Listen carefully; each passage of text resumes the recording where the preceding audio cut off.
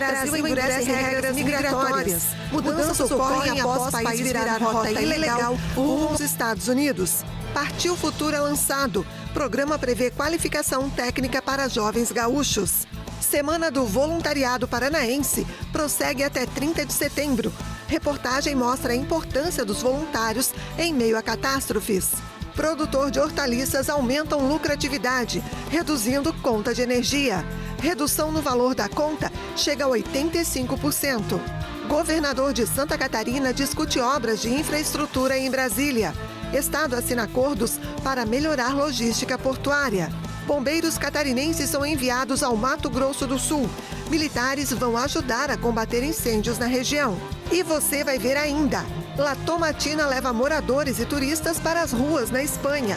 Maior guerra de alimentos do mundo consiste em atirar tomates para todos os lados. Essas e outras notícias a partir de agora no Pix News.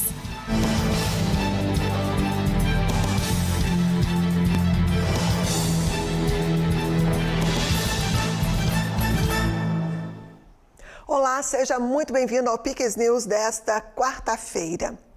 Começamos falando sobre as queimadas, principalmente no centro-oeste do país. O ar cheio de fumaça nos incêndios levanta preocupações entre os moradores de Brasília também. A capital do país está enfrentando altos níveis de fumaça no ar. Nesta terça-feira, o Supremo Tribunal Federal determinou uma mobilização para o combate aos incêndios no Pantanal e na Amazônia. O Instituto Brasília Ambiental destacou que dados da Estação Automática de Qualidade do Ar mostram que o Distrito Federal passa por uma situação delicada relativa à qualidade do ar. No último domingo, o índice da qualidade do ar foi qualificado de ruim para material particulado, que pode ser poeira, fumaça ou fuligem. Durante a noite de domingo, chegou ao nível péssimo. Com certeza me preocupa muito. É um problema para a saúde, eu mesmo sofro com rinite e com o tempo seco já é ruim, com a fumaça agrava. Sim, é pela primeira vez, assim, tem 30 anos que eu moro aqui em Brasília, é a primeira vez que eu vejo esse fenômeno, essa fumaça toda, né? As últimas medidas da estação mostram que houve uma pequena melhora no indicativo, mas a qualidade do ar ainda está muito ruim. As condições meteorológicas não favoreceram a dispersão dos poluentes, com o vento trazendo a fumaça dos incêndios para a região, agravado por uma situação de imersão térmica, que dificulta ainda mais a dispersão. A gente percebeu nesses dias, todo mundo percebendo um aumento, principalmente voltado a essas doenças respiratórias, conjuntivite, tudo associado. O ministro Flávio Dino, do Supremo Tribunal Federal, determinou que a União mobilize, em até 15 dias, o maior contingente de agentes das Forças Armadas, da Polícia Federal, da Polícia Rodoviária Federal, da Força Nacional e da Fiscalização Ambiental para atuar de forma repressiva e preventiva no combate aos incêndios no Pantanal e na Amazônia. Para o custeio das ações, o Executivo poderá abrir crédito extraordinário e, inclusive, editar medida provisória. E o governo de Santa Catarina enviou nesta quarta-feira 20 bombeiros militares para apoiar o combate aos incêndios florestais que atingem o estado do Mato Grosso do Sul. Os profissionais vão atuar nas cidades de Corumbá, Miranda e Aquidauana, áreas severamente afetadas pelas chamas. O comboio saiu na manhã desta quarta-feira do Centro Administrativo do Governo do Estado. O governador Jorginho Melo acompanhou a partida. Ele faz parte do nosso Codesul, O Mato Grosso do Sul agora é sócio do nosso BRDE, enfim, então ele faz parte efetiva do Codesul. E o governador Eduardo, eu falei com ele, ele estava preocupado, porque essas cidades que nós estamos indo para lá, Corumbá, enfim, o fogo está assustando propriedades, residências, campos, enfim. Então é um time especializado que, graças a Deus, nós de Santa Catarina temos muita expertise nisso. Eles vão para lá, já vão chegar ajudando. Eles não vão chegar lá tendo que estudar, eles vão chegar lá ajudando a debelar o fogo, com equipamentos, com equipamento que eles vão levar, enfim, para efetivamente fazer um gesto para o nosso parceiro Mato Grosso do Sul. A missão Operação Pantanal tem previsão de duração de 15 dias, podendo contar com revezamento de equipes caso necessário para garantir a continuidade das operações e a segurança dos bombeiros envolvidos. Esta ação demonstra a solidariedade e o compromisso de Santa Catarina em apoiar outros estados em momentos de crise. Não é a primeira oportunidade que o Corpo de Bombeiros Militar encaminha profissionais ao estado do Mato Grosso do Sul. Eles já trabalharam naquela região do Pantanal, no bioma do Pantanal brasileiro. Então a equipe ela vai se somar a forças de outros estados e atuando, diretamente no combate às chamas, assim como Santa Catarina já recebe apoio de outros estados quando nós temos principalmente os desastres naturais voltados às inundações, às enchentes. Dessa vez, o governo do estado está encaminhando essa equipe especializada para ajudar os estados vizinhos, esses incêndios que eles trazem danos significativos de toda hora. A equipe enviada é especializada em combate a incêndios florestais. Além dos bombeiros, o grupo conta com 6 caminhonetes 4x4 e equipamentos especializados como motobombas com reservatórios de água, abafadores e sopradores. Nós trabalhamos com a atividade de combate a incêndio florestal aqui em Santa Catarina, é bastante recorrente esse tipo de ocorrência e entendemos que com esse aporte de 20 militares, com todos os equipamentos de forma autônoma, a gente vai conseguir contribuir muito para as operações em Mato Grosso do Sul.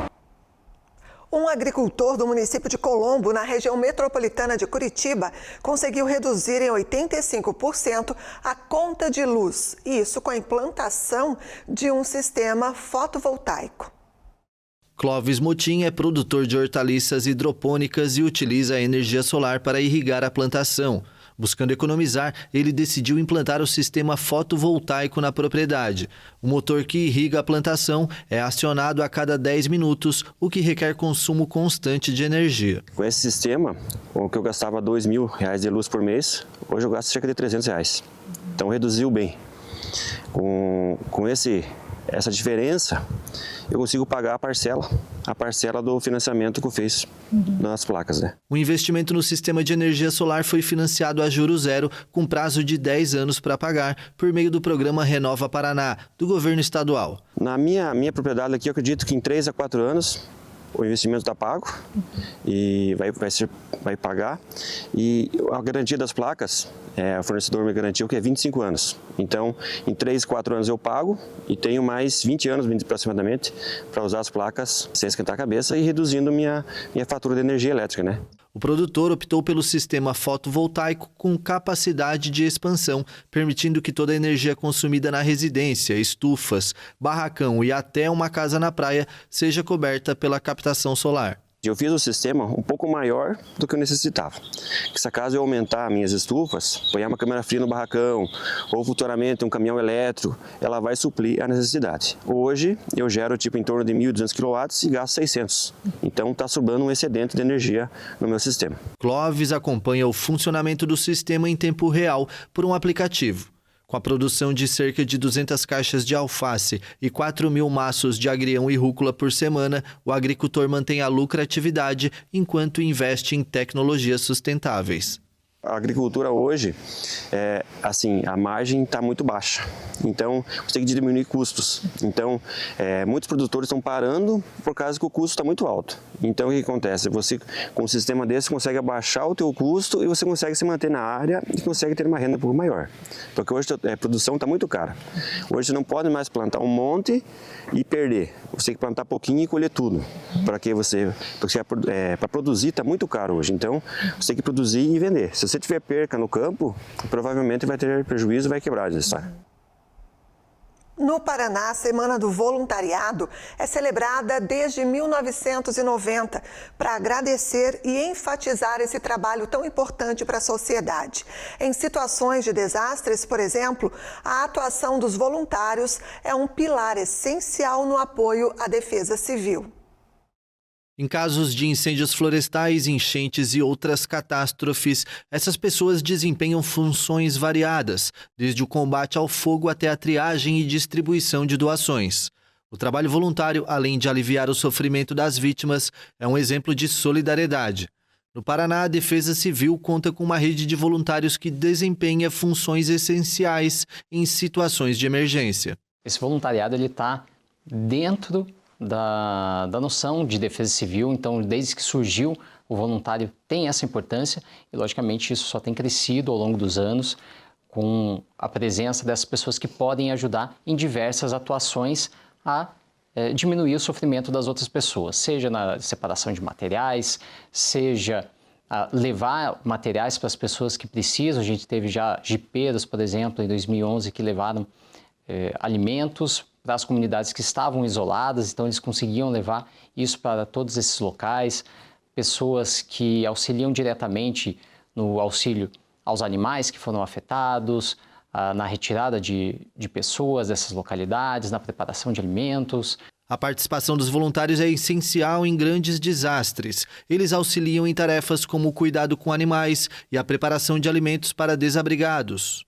A Defesa Civil, ela sozinha não consegue dar conta de todas as atividades. Então, ter essa mão de obra, esse auxílio, né, de mais pessoas faz com que a gente consiga alcançar mais pessoas, fazer mais atividades e dar a resposta em um tempo menor.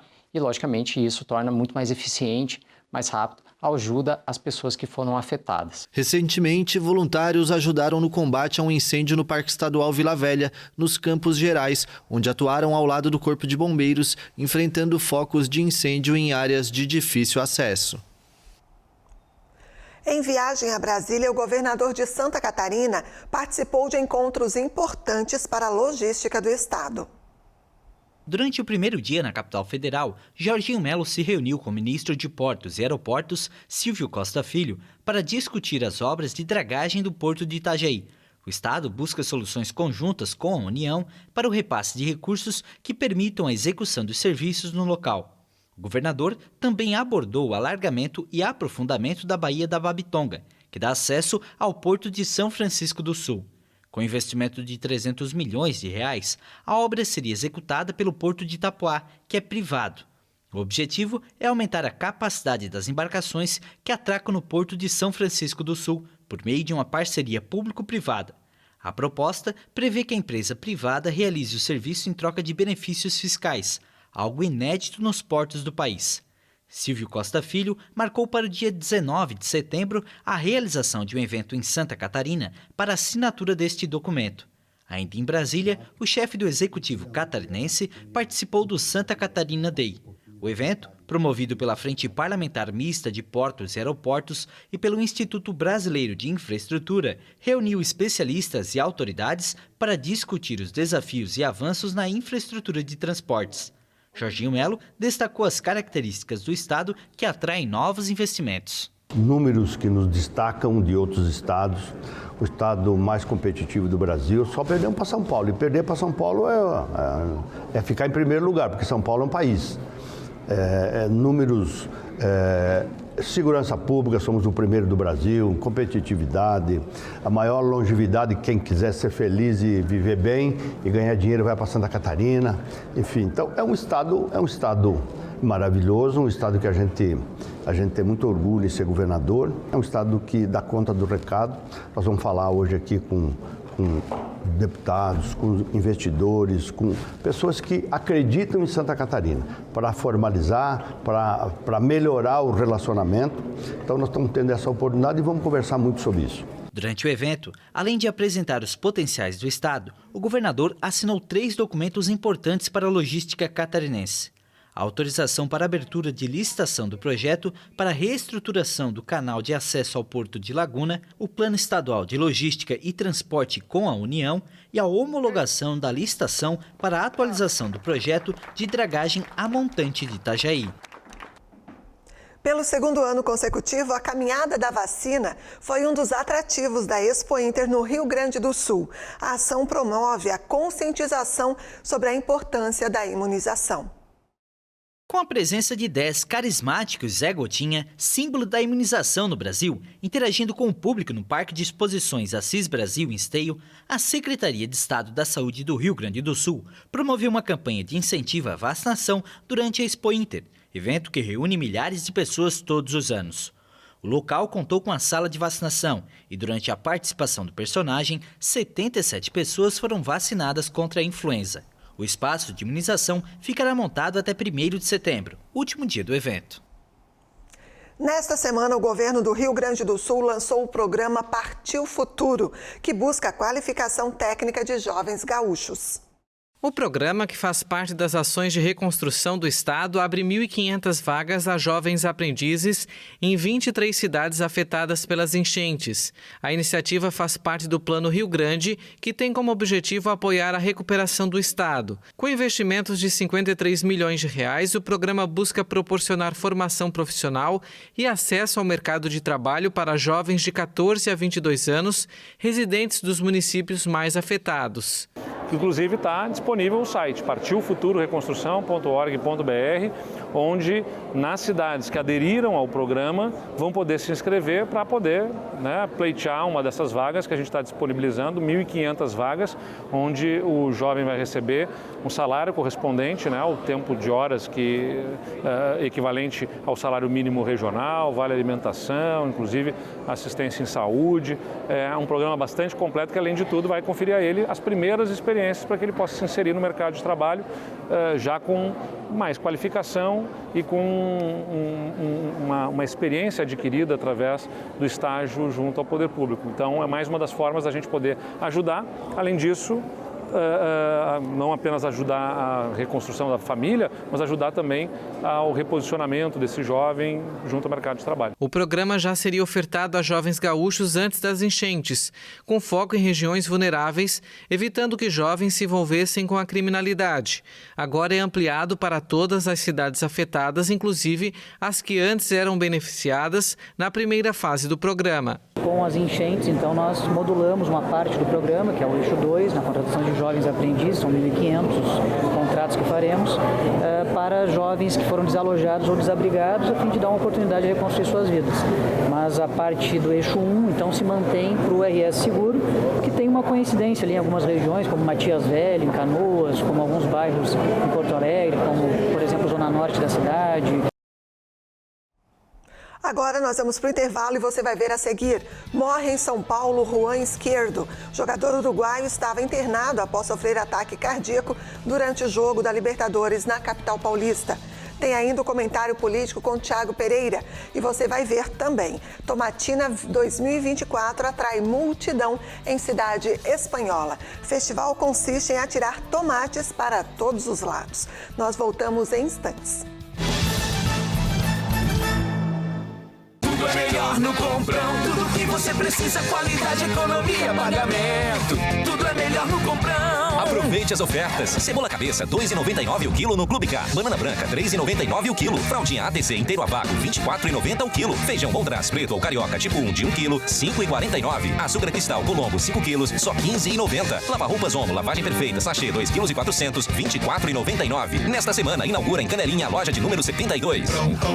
Melhor preço é no Comprão. O programa Universidade Gratuita está mudando a vida de milhares de estudantes catarinenses. E se você está matriculado em uma das instituições de ensino credenciadas e precisa de auxílio financeiro, chegou a sua vez. Acesse o site, veja o passo a passo e faça sua inscrição de 20 a 30 de agosto. Programa Universidade Gratuita. A oportunidade para quem precisa. Governo de Santa Catarina.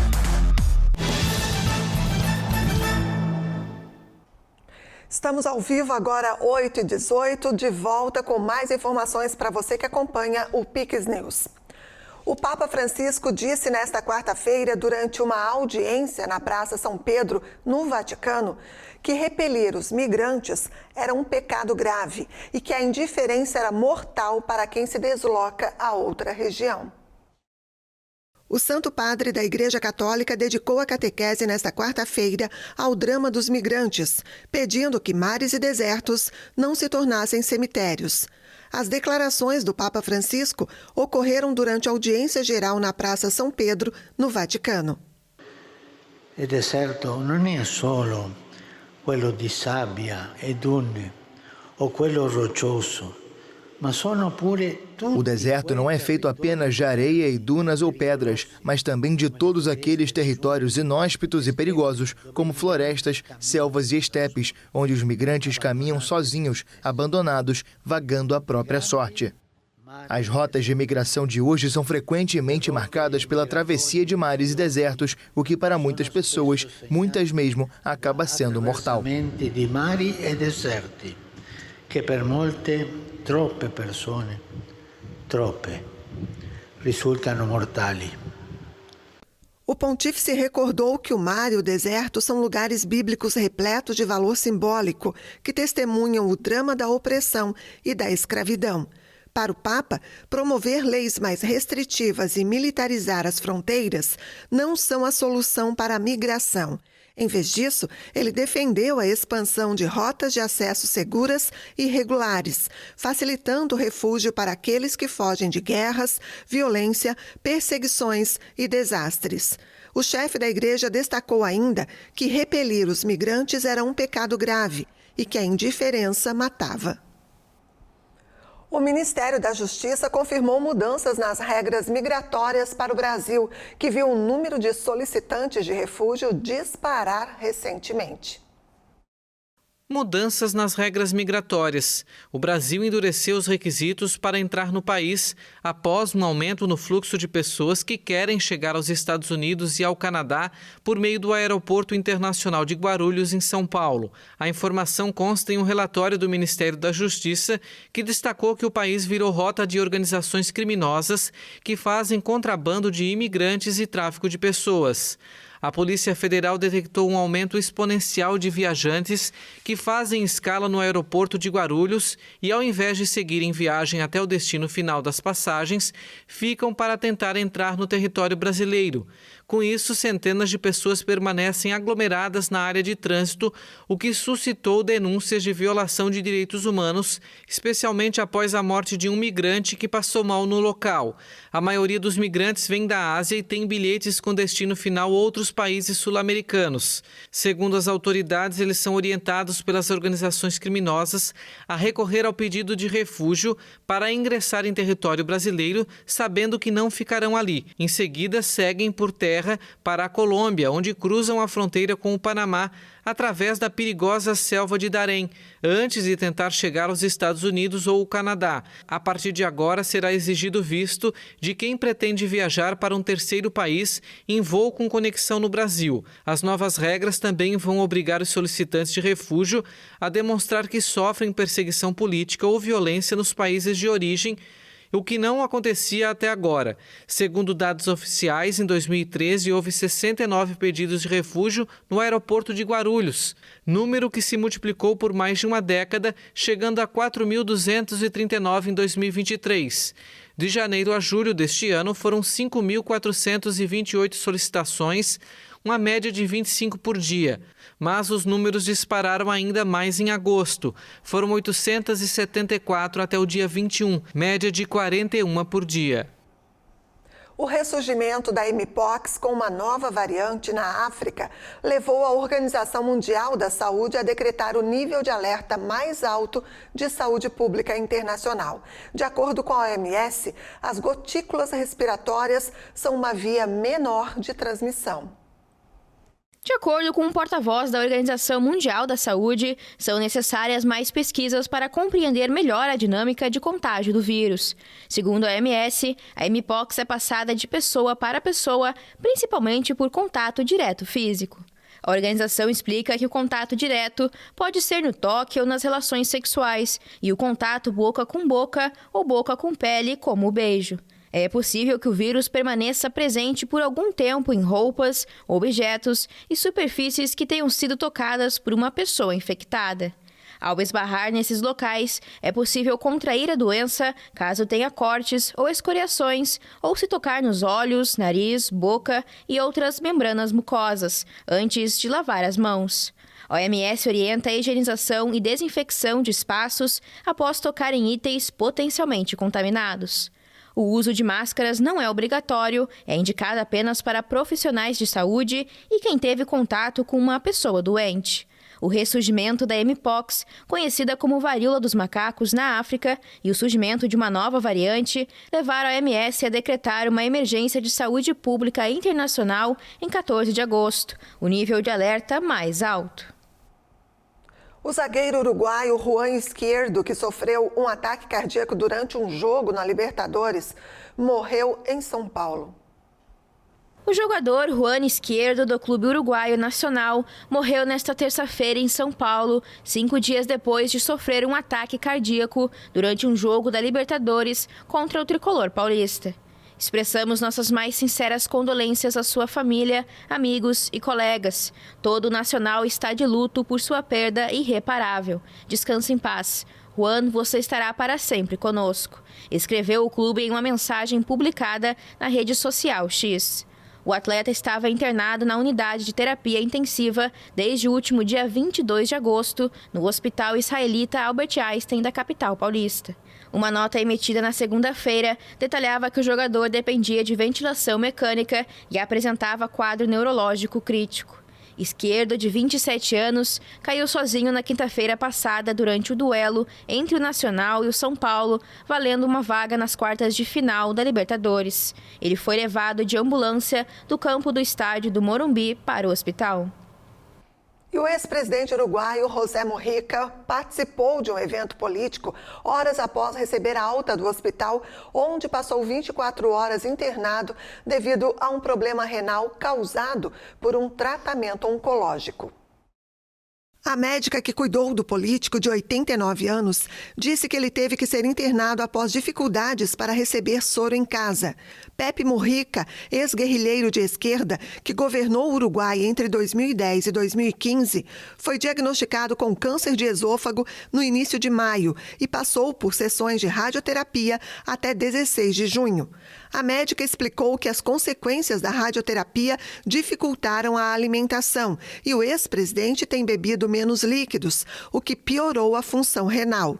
A equipe que cuida de Mujica destacou que o líder está frágil, mas se mostrou otimista quanto à recuperação, apesar da idade avançada. O líder uruguaio perdeu peso e massa muscular, mas não está em situação de desnutrição. Horas depois de receber alta do hospital na terça, o ex-presidente participou de um evento político na sede da coalizão de esquerda Frente Ampla. Ele esteve presente ao encontro de cadeira de rodas.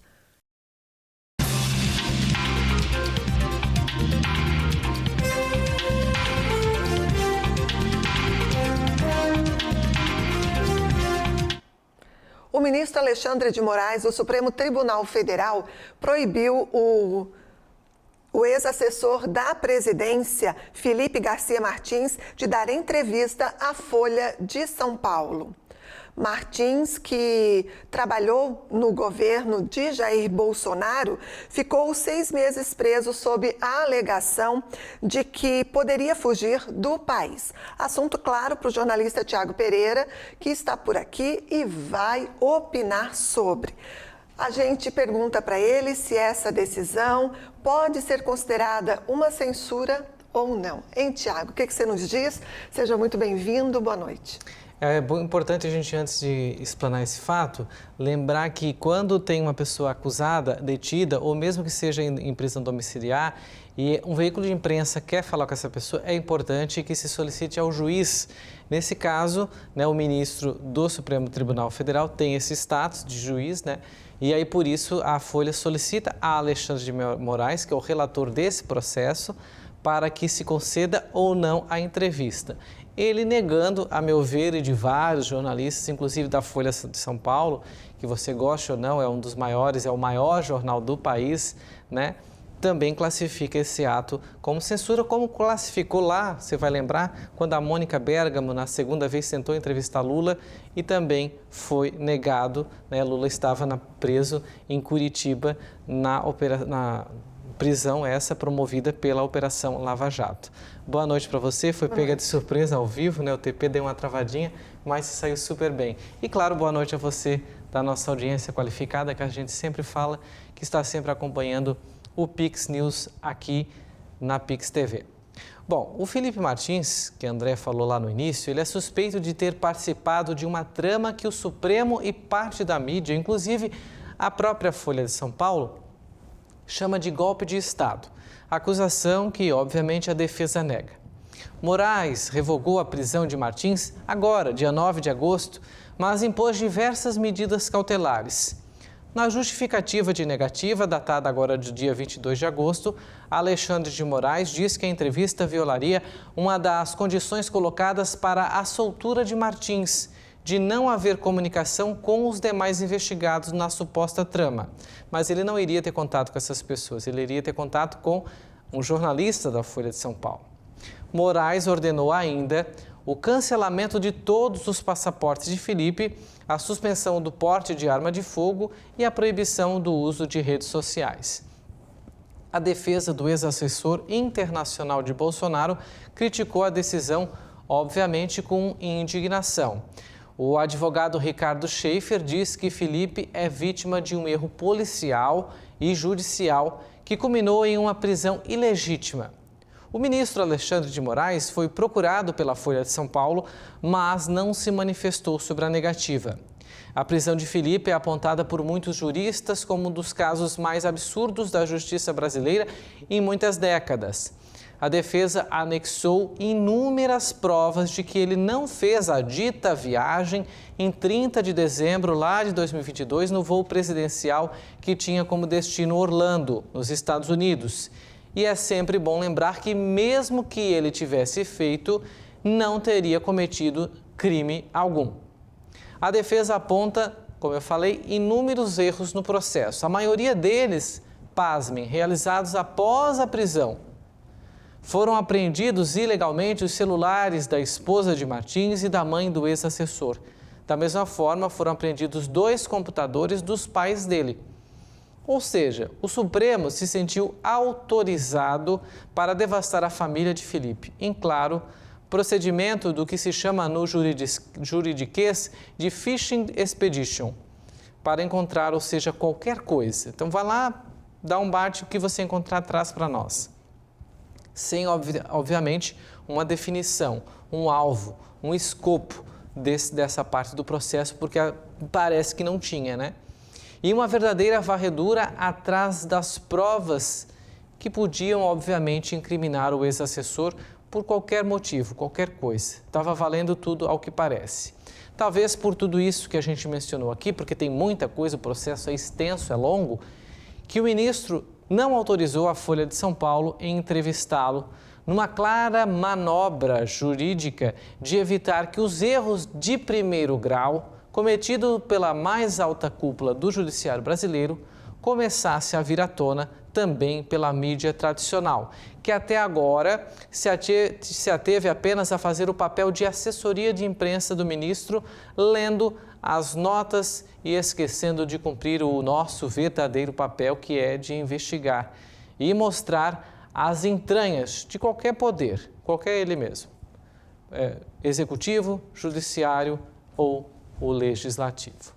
Portanto, como a Folha bem classifica, uma censura, evitando aí que um investigado possa... Ele não vai ter contato com os investigados, ele vai ter contato com um jornalista da Folha de São Paulo, né, que vai estar certamente acompanhado dos advogados dele, que dão mais aval, os advogados têm toda uma responsabilidade sobre os seus clientes, né, e certamente também o setor jurídico da Folha assessora os jornalistas aquilo que pode para você não ultrapassar a legislação vigente, mas infelizmente a gente não é nesse momento que a gente vai saber o que o Felipe Martins, ex-assessor internacional de Bolsonaro, tem a dizer. Fora isso, como eu falei, o processo é longo, tem inúmeras manobras, né, que estão sendo investigadas, inclusive nos Estados Unidos, de alteração nas informações colocadas tanto no aeroporto de Orlando quanto de Nova York, para tentar simular que ele esteve lá nos Estados Unidos naquele período,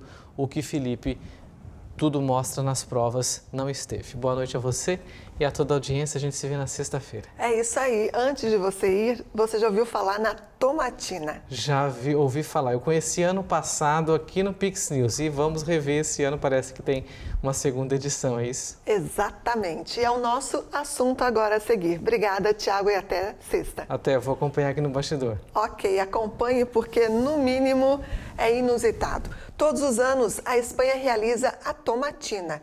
Nesta quarta-feira, aconteceu mais uma edição do evento, que é considerado a maior guerra de alimentos do mundo, onde a principal atração é atirar tomates para tudo quanto é canto. Você sabe o que é a tomatina? É uma tradição do verão espanhol. Toda a última quarta-feira de agosto, incontáveis pessoas do mundo todo se reúnem na cidade de Buñol para participar de uma guerra de alimentos. Os tomates são atirados para todos os lados. Milhares de quilos da fruta servem como munição em uma batalha que pinta ruas e roupas de vermelho. O cheiro do tomate fresco, o poder que você sente quando pega, joga, recebe, é uma experiência incrível. A origem do evento reproduz uma verdadeira briga ocorrida na festa de 1945, que terminou com os participantes jogando tomates de uma barraca. No início, as autoridades não viam a sujeira com bons olhos, mas acabou virando uma tradição para a comunidade local e turistas. Todo o sentimento, todo mundo tem uma energia boa e tudo foi muito bom. Eu adoro a energia da multidão e todos parecem cuidar uns dos outros. É muito divertido, todos estão na mesma sintonia e isso é tão bom. Diante das críticas de quem considera a tomatina um desperdício de alimentos, os responsáveis afirmam que os tomates usados são plantados exclusivamente para a festa. Tradição é tradição, né? Não vamos discutir. Essa edição do Pix News fica por aqui. Mais notícias no nosso site e também nas nossas redes sociais. Muito obrigada a você pela companhia. Amanhã a gente se encontra. E na sequência tem a série Lost. Continue aqui na Pix TV. Pix TV é conteúdo todo dia.